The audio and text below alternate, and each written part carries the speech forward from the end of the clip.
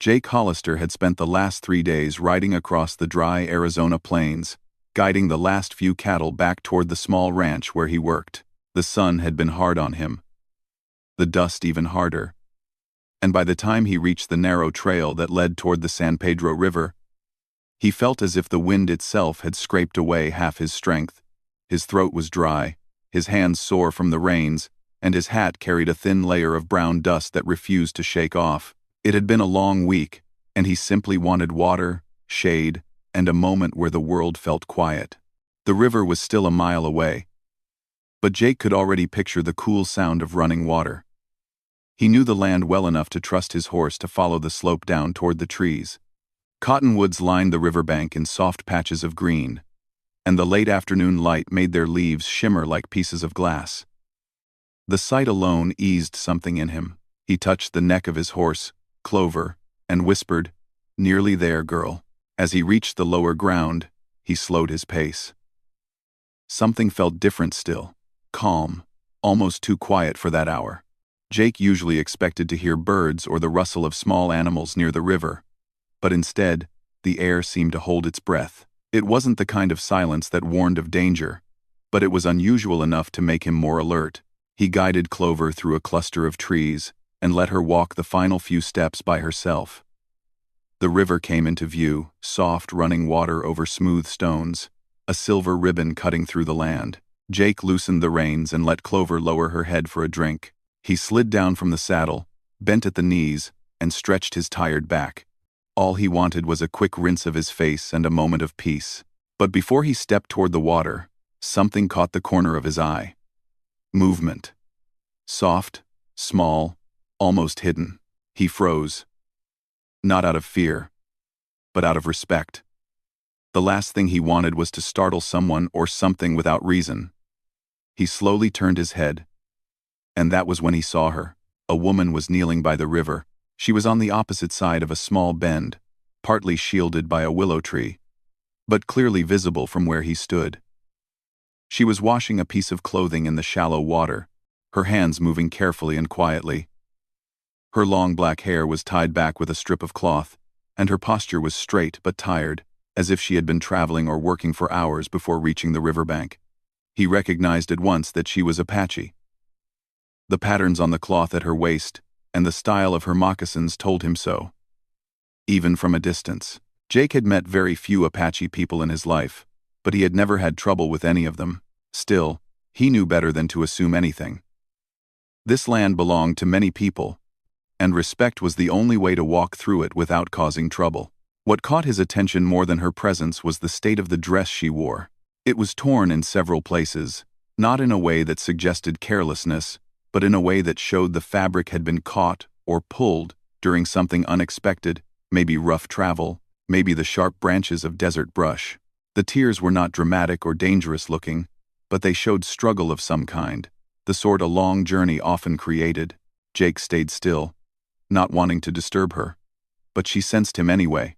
Her shoulders shifted slightly, and then she turned her head, not quickly, not in panic, but with a calm sort of awareness. Her dark eyes met his from across the water, and for a long moment, neither of them moved. Jake took a slow breath. He wanted to show he meant no harm, but he didn't want to move too fast. He lifted one hand a few inches, palm open. A simple sign. A quiet message. "I see you. I'm peaceful." For a moment, she studied him, her expression unreadable, but steady. Then she lowered her gaze to the river again, though not fully. She continued washing, but more cautiously now, turning a little so she could keep him in her line of sight. Jake stayed where he was, giving her distance. He didn't walk toward her, didn't speak, didn't make himself large or threatening. Instead, he stepped back a little and crouched near his horse, giving her space while letting Clover drink. The river water trickled softly between them. The slow sound helped ease the tension that sat like a thin thread in the air. Jake kept his gaze mostly to the ground, not wanting her to feel watched or studied, but every so often, he let his eyes flick upward. She worked with a calm but careful grace, dipping the torn cloth into the water, rubbing the fabric between her hands, squeezing out the dirt that clung to it. The torn edges fluttered lightly in the breeze. After several quiet moments, Jake decided it would be rude not to say anything at all. He cleared his throat gently and spoke in a soft voice. "Didn't mean to surprise you," he said. "Just passing through." His words carried across the water without force. She didn't answer, but she did lift her eyes again. Just briefly. It wasn't an invitation, but it wasn't rejection either. Jake nodded slightly, as if acknowledging her silence. He didn't expect conversation. People in the desert often guarded their words the same way they guarded water carefully. He pulled a small canteen from his saddlebag and splashed cool water on his face. The refreshment felt like a second wind entering his body. He took a long drink, then capped the canteen again. All the while, he kept himself turned slightly away from her, offering privacy in a place where privacy was scarce. The woman eventually finished washing the cloth. She lifted it from the water, wrung it gently with steady hands, and spread it across a rock to dry. The late sun warmed the fabric almost instantly. She gathered another item, a sleeve or strip of her dress, and brushed a hand across the torn edges. Her face held no embarrassment, no shame, only fatigue. It was the kind of weariness that came from long travel, from pushing through obstacles that cared nothing about who struggled in front of them. Jake watched with quiet respect. He had known hardship himself. Not the same kind, not the same path. But hardship had a universal language. He recognized it in her posture, in the small sigh she released when she settled back on her knees, in the way her fingers flexed as if they ached. He felt a pull of sympathy, not pity, because pity felt wrong, but a simple human understanding. He wanted to help somehow, but he knew help wasn't always welcome, especially from a stranger. After a long moment, the woman spoke. Her voice was soft, careful. Her English was accented but clear. "You travel alone?" Jake looked up, surprised she had started the conversation. He nodded once. "Yes. Just heading home from a cattle drive." She studied him again, this time with slightly less caution. Her eyes moved from him to his horse to the river, as if she were measuring something inside her mind. Then she asked, "You stop here long?" "Only a little," Jake said. "Just needed water. I'll be on my way soon." She gave a small nod. Not approval, not dismissal, just acknowledgement. The silence returned, but this time it felt different. Softer, not heavy like before. Jake noticed that she kept touching one side of her dress, near a seam ripped down the length. It was torn badly enough that it must have snagged on something sharp. He didn't stare, but he couldn't help seeing. The fabric was pulled and frayed, and she seemed to be thinking about how to fix it. He reached into one of his saddle pockets and pulled out a small roll of thick thread and a bone needle. It was something he kept with him for repairing saddle straps or torn gloves. He held it in his hand for a moment, then looked toward her. "I have thread," he said gently. "If you need." Her eyes widened slightly, not in fear, but in surprise. She didn't answer at first. Jake remained still, offering the needle in an open palm, waiting. Finally, she rose from her knees. She stepped closer to the water, but not all the way across. She lifted her hand, palm up, signaling for him to set the thread down. Jake placed it on a flat rock by the riverbank where the water would not reach it. She nodded once, a small gesture of acceptance. Jake stepped back again to give her space, turning to tend to his horse while she crossed to retrieve the thread. He didn't watch her walk. He didn't want her to feel judged or observed.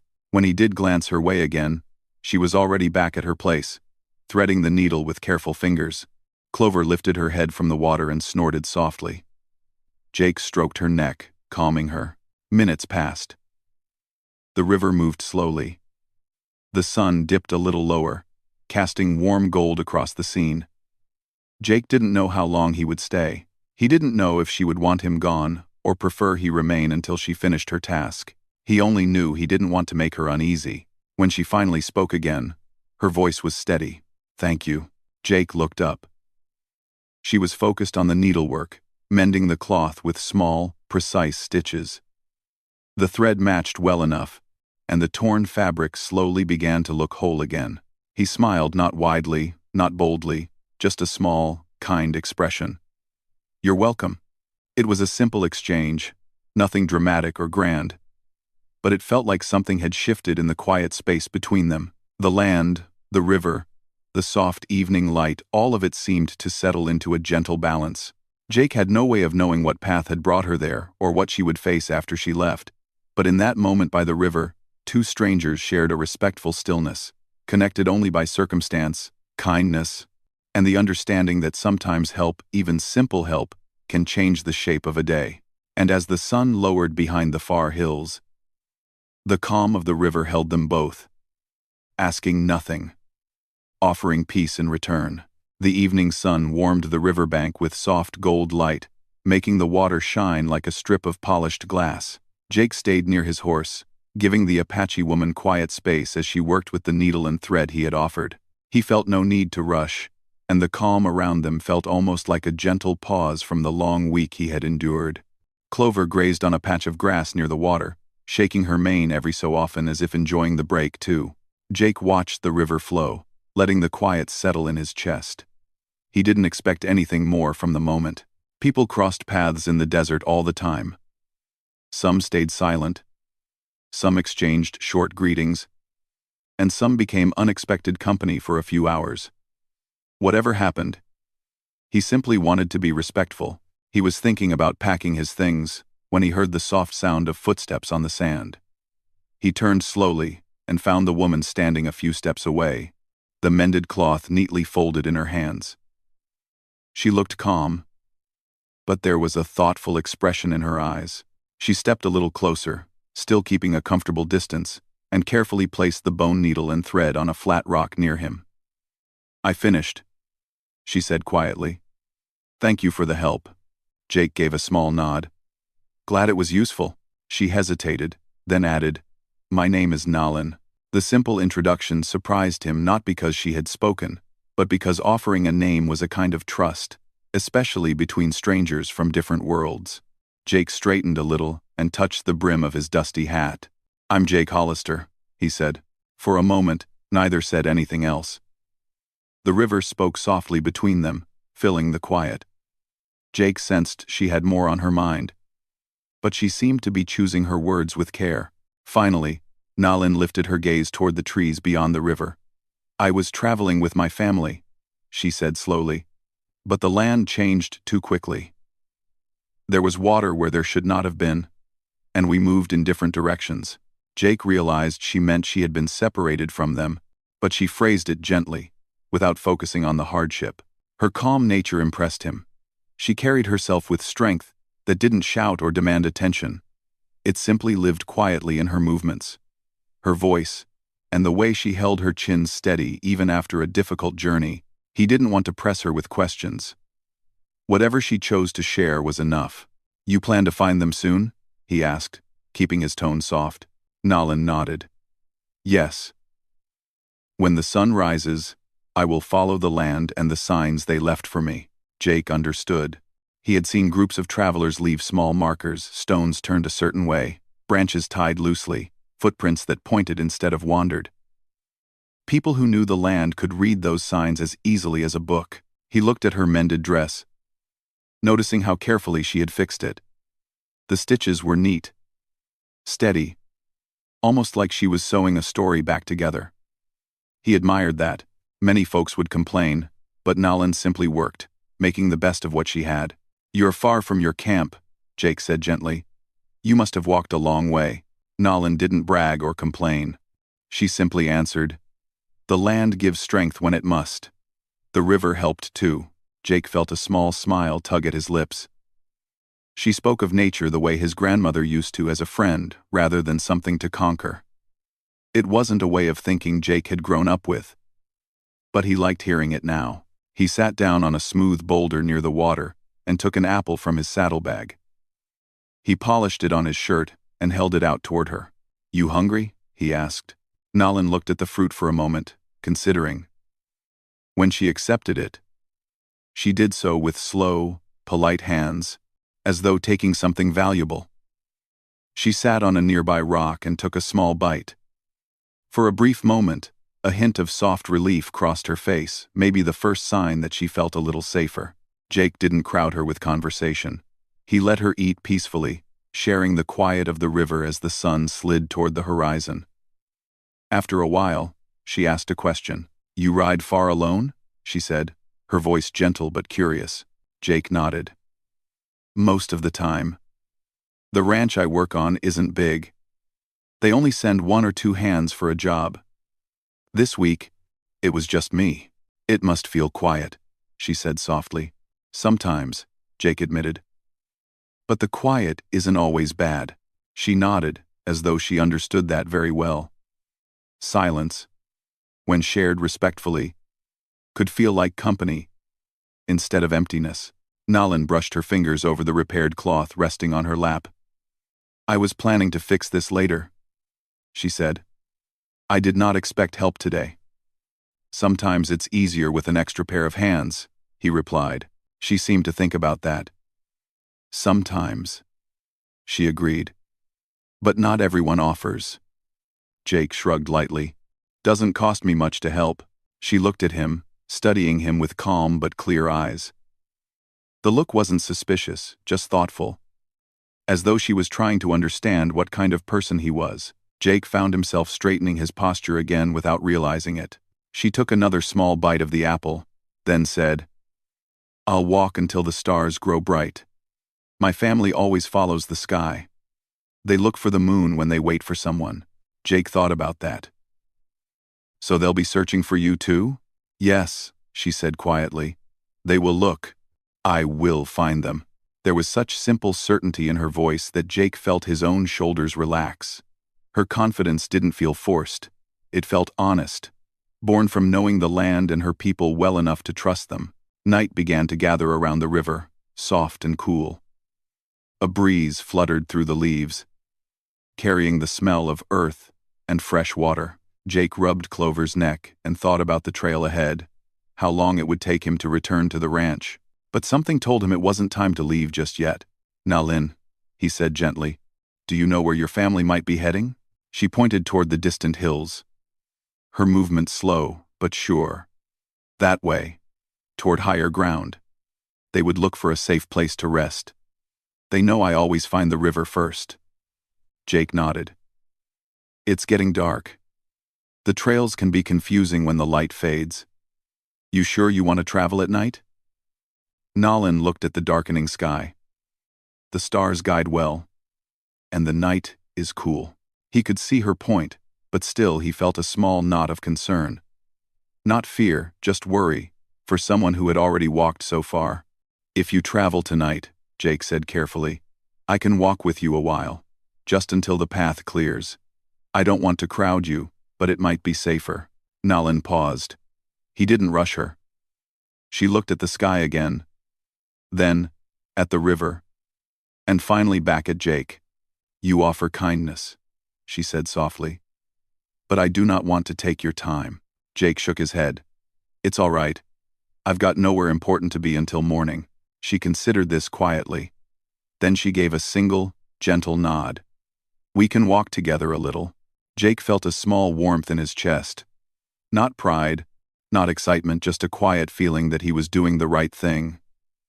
He gathered his things while Nalin rose from the rock and wrapped the repaired cloth around her shoulders. She tied it neatly, securing it so it wouldn't slip. Before they left the river, she walked a few steps toward the water and touched her fingers to the surface. It seemed like a small gesture of thanks. Jake didn't interrupt. He simply waited, watching the way she treated the world with care. They began walking along the riverbank, Clover following obediently behind them. The air grew cooler as the sky shifted from pale orange to deep blue. Stars appeared one by one, bright and steady. Their soft glow lit the path better than Jake expected. Nalin walked quietly but confidently. Jake matched her pace, keeping a respectful distance. She didn't talk much, but her calm presence made the journey feel peaceful, rather than silent. After a while, she asked, "Why did you choose to help me?" Jake had to think for a moment. "I guess because it felt right. You looked like you'd been through a long day." And I figured everyone deserves a little help sometimes. She nodded. In my family, we say help is like water. It flows from one person to another. If someone gives it, they receive it again in their life. Jake smiled softly. That's a good way to think. They walked a little farther. The land around them was open but gentle, shaped by hills that looked soft in the moonlight. The sky stretched wide, peaceful, and endless. Jake felt the quiet settle around them again. But this time it was a friendly kind of quiet. Eventually, Nalin slowed her steps. She looked at the path ahead, then at Jake. From here, I know the way, she said. My family will be near the hills. Jake nodded. You sure? Yes, she said with calm certainty. Thank you for walking with me. Jake smiled, tipping his hat.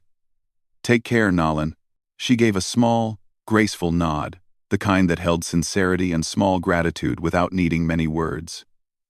Then she turned and continued along the path, her figure becoming a soft silhouette in the moonlit distance. Jake watched for a moment, making sure she walked steady, before giving Clover a gentle pat. The night felt peaceful again, but different now.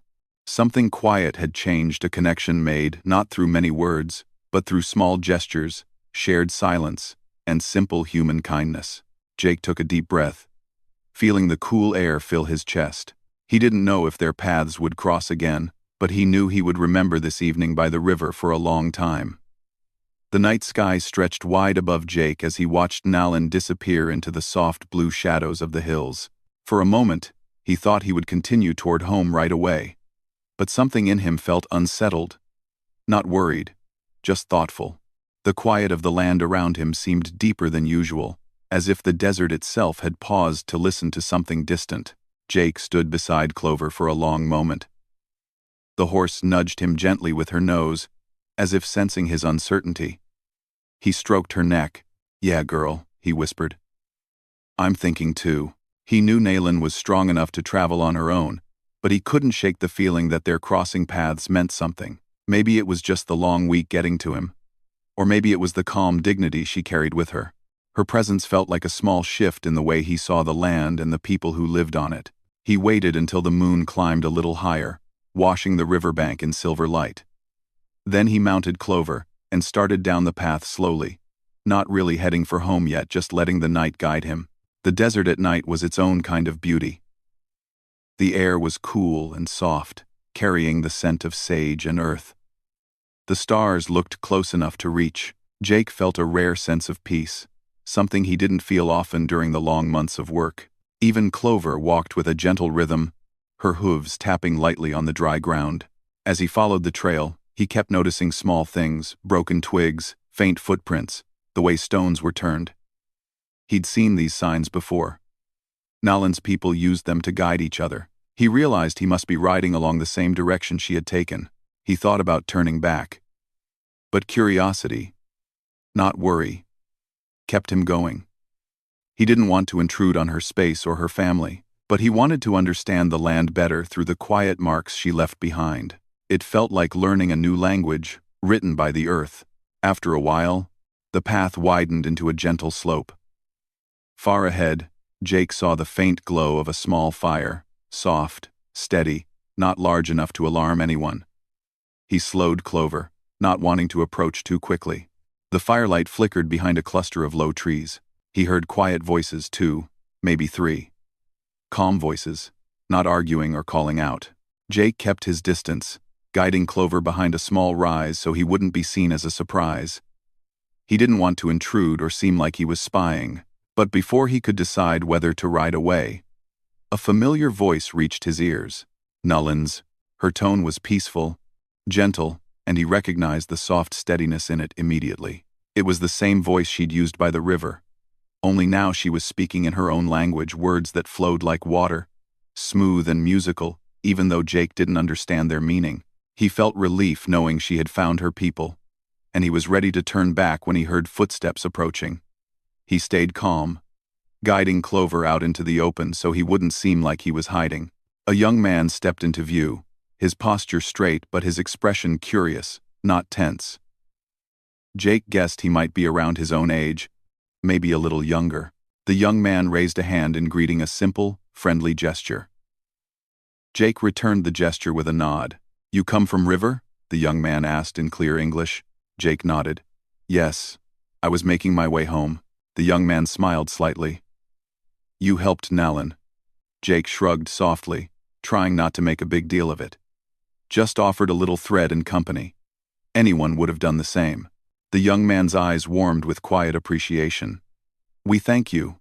She is important to us." Jake dipped his head. "She seemed strong. I'm glad she found her way." The young man stepped aside, and Nalan appeared beside him. She looked calm, but there was a softness in her expression now, like relief had loosened something inside her. She stepped forward, keeping a respectful distance from Jake. "You walked far," she said. Jake chuckled lightly.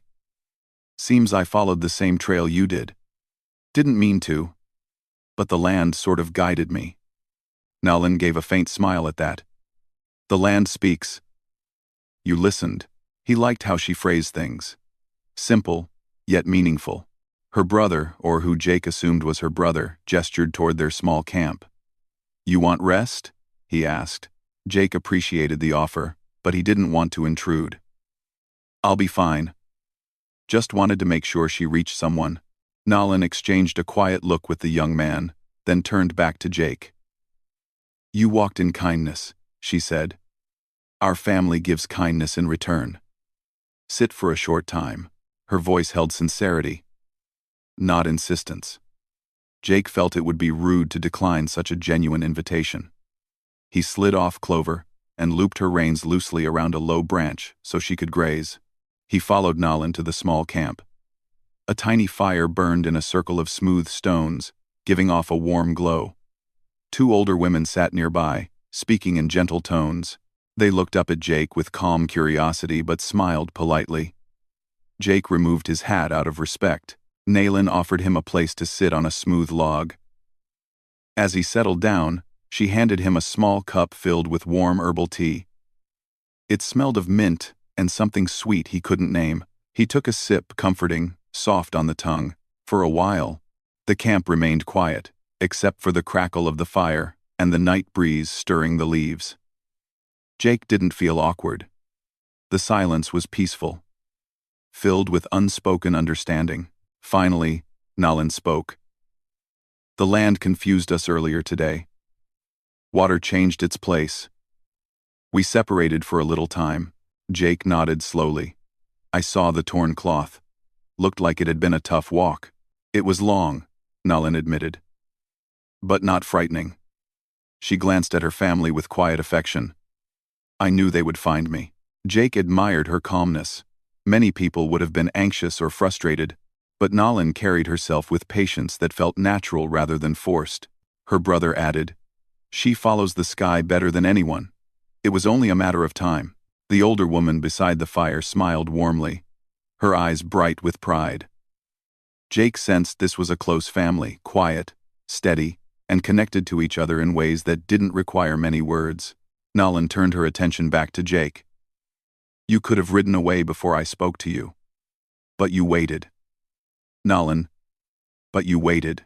You looked like you needed a moment," he said simply. She studied him for a quiet moment. "Most people hurry. But you didn't." Jake didn't know what to say, so he kept his hands wrapped around the warm cup of tea. "I guess the land taught me patience too," he said with a small smile. Her brother laughed softly. "Then the land taught you well." Jake found himself relaxing more than he expected. The desert night felt softer here, warmed by the fire and the company of people who shared calm instead of words. It felt like a rare kind of peace. After a while, Nalan stood and walked toward a large woven basket near one of the older women. She returned with a small piece of decorated cloth beautifully patterned with earthy reds, soft whites, and small black shapes that reminded Jake of feathers. She held it out to him. "This is for you," she said. "A gift for helping when I was alone." Jake blinked, touched but unsure. "I didn't do much." "It was enough," she said. "Enough to change a difficult moment." Enough to change a difficult moment. He accepted the cloth with slow, grateful hands. The fabric felt smooth and strong. "Thank you," he said quietly. "This means a lot." Nalin nodded, and he could tell she meant every word she had spoken. She wasn't someone who exaggerated or gave things lightly. Her gestures carried meaning. After some more quiet conversation, Jake rose to leave. He didn't want to overstay. He thanked the family for their hospitality, and they responded with gentle nods and warm smiles. Nalin walked with him a few steps toward Clover. The moonlight cast a glow around them, making the moment feel timeless. "You travel safely," she said. "You too," Jake replied. "I'm glad you're with your family again." She looked up at him, her eyes soft but bright. Strangers can meet for only a short time, but still share something important. Jake felt a warmth inside him. "I think you're right."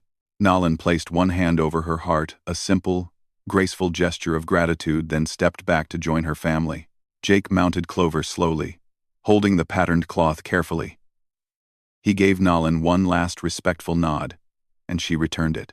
As he rode away, the night felt full, not empty. The stars glowed above him, the desert stretched peacefully around him, and the gentle memory of the river, the quiet walk, and the kindness exchanged stayed with him like a guiding light.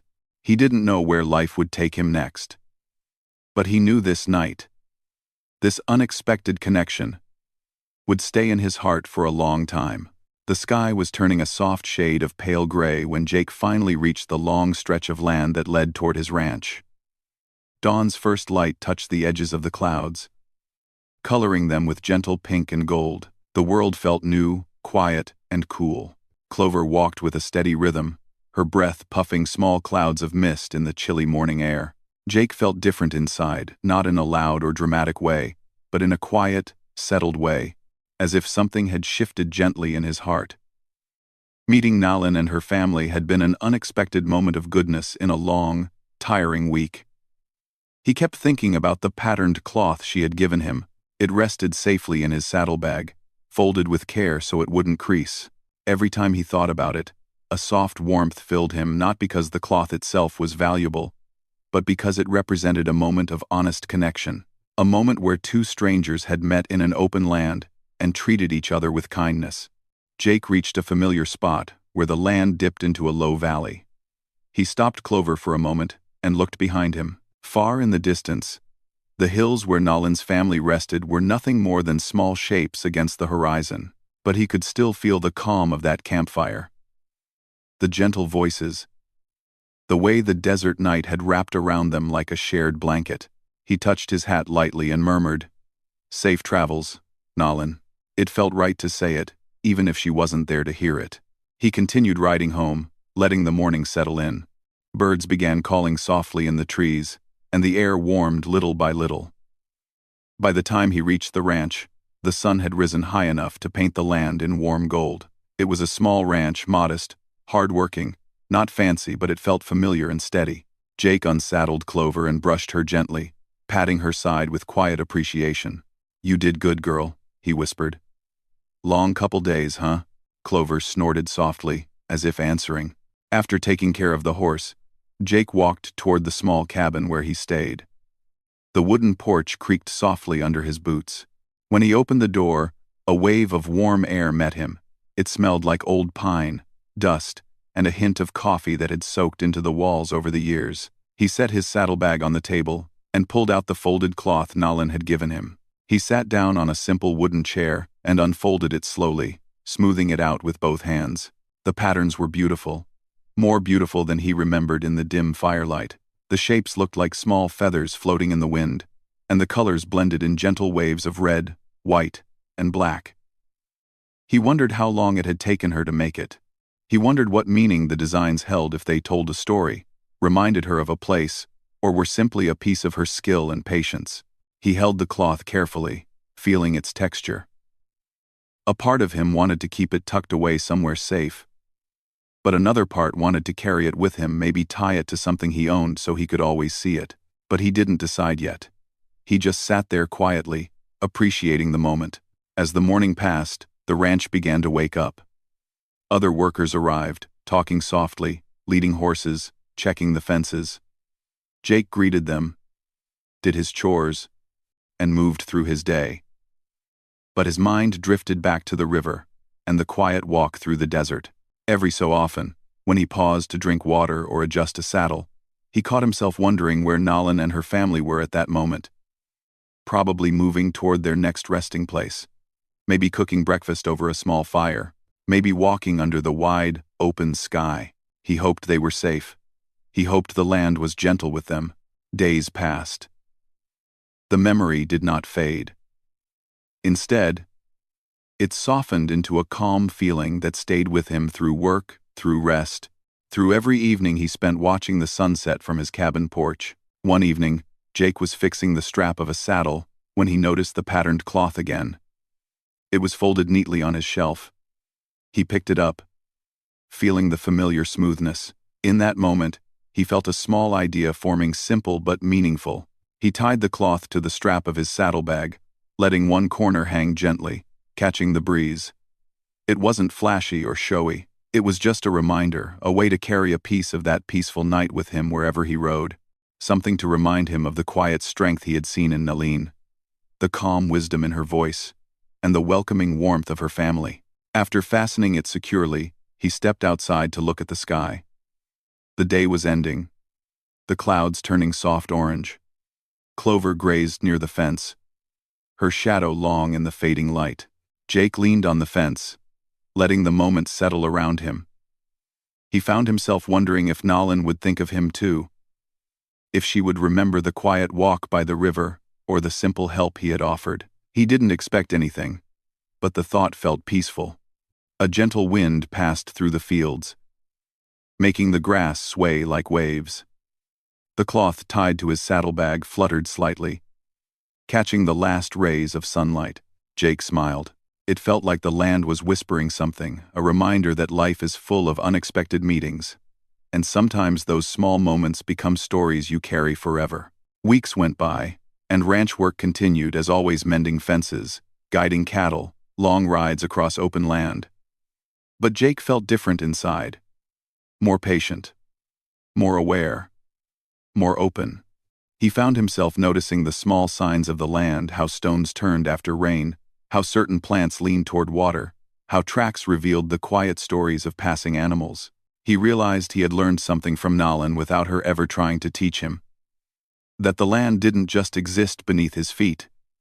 It spoke, in gentle ways, if he learned how to listen. And he did listen.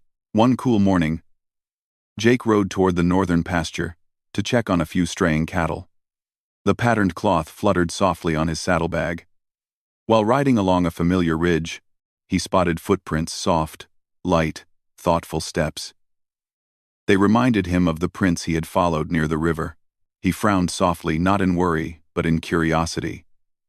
He guided Clover closer and dismounted, kneeling near the footprints. The ground told a story.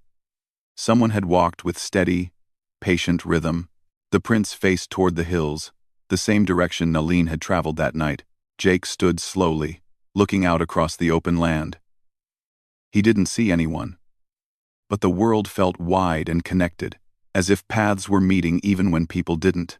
He placed his hand on the cloth tied to his saddlebag. It felt warm under the morning sun.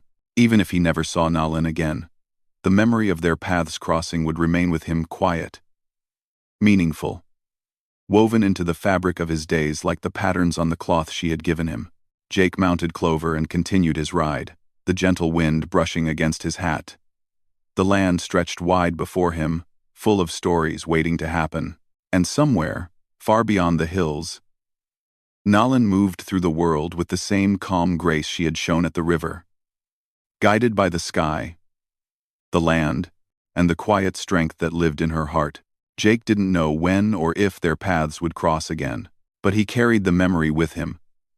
Not as a burden, not as longing, just as a peaceful reminder that sometimes the land brings strangers together not by accident, but by quiet purpose. And that kind of story stays with a person for a lifetime.